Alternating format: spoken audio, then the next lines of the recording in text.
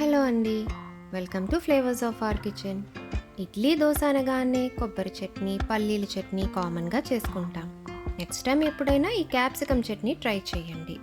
దీనికోసం ముందుగా కడాయిలో 1 టేబుల్ స్పూన్ నూనె వేడి చేసుకుని 2 టీ స్పూన్ల మినప్పప్పు, 2 టీ స్పూన్ల పచ్చిశనగపప్పు, 1 టీ స్పూన్ జీలకర్ర వేపుకోవాలి.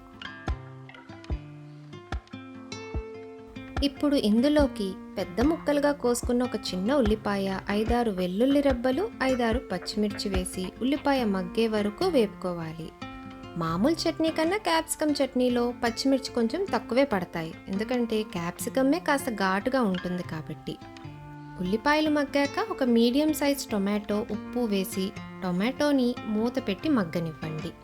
ఇప్పుడు ఇందులో పెద్ద ముక్కలుగా కోసుకున్న 2 క్యాప్సికమ్లు, చిన్న గుప్పెడతో పుదీనాకులు వేసి మూత పెట్టి మగ్గనివ్వండి.